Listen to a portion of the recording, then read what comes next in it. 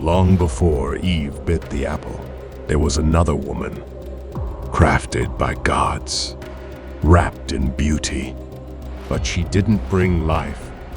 She unleashed something the world had never seen. Her name was Pandora. To understand Pandora, first you need to understand the gods, especially one god, Zeus. In Greek mythology, Zeus was the king of the gods, ruler of Mount Olympus.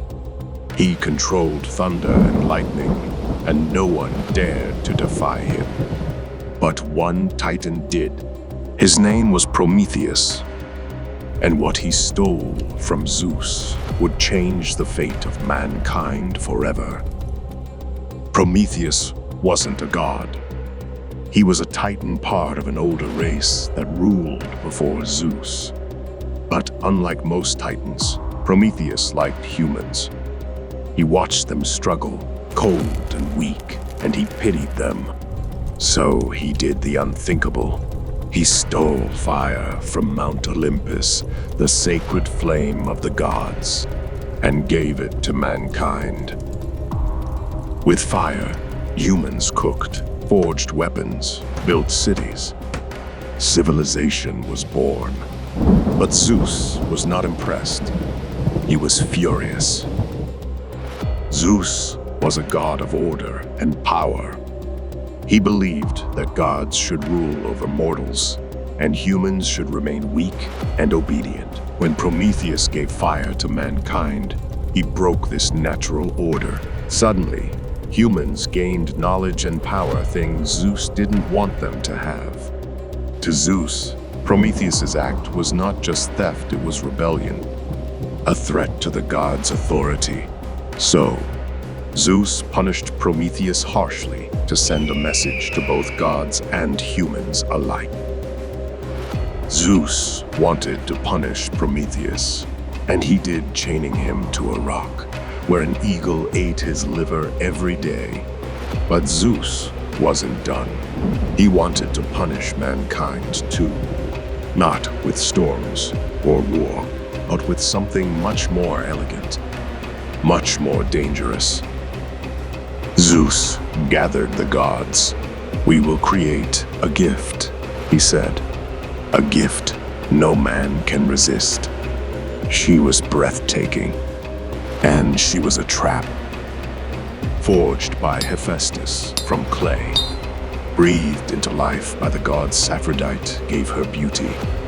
Hermes gave her charm and cunning. Athena gave her grace and skill.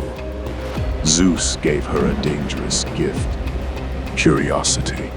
They named her Pandora, meaning all gifted. But behind that perfect face was a plan, a silent weapon sent to Earth to do what no army could: tear humanity apart from the inside. She was not sent to help mankind.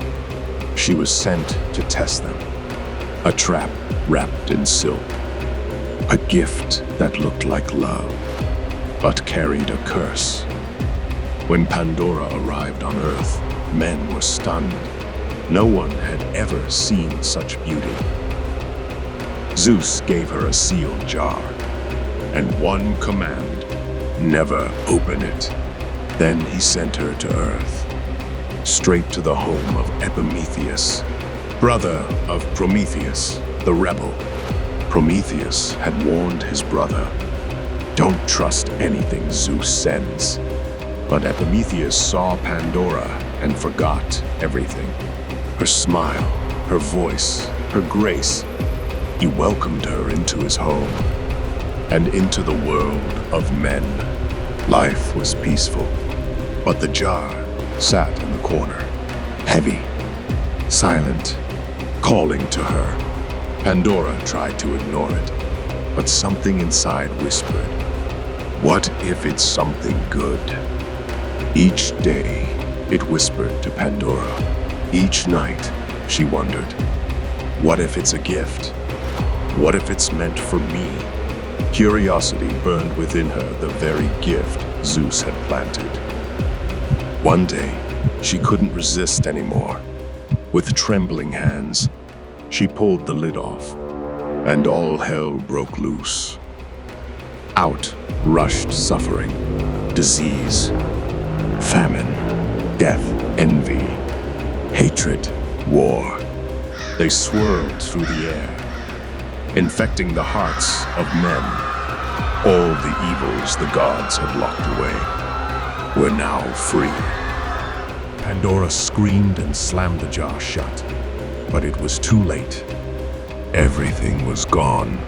Everything except one thing. At the bottom of the jar sat a fragile glow, a soft voice, a whisper of something that refused to die. Hope. Question is, was it trapped to protect us? Or was it locked away to punish us even more?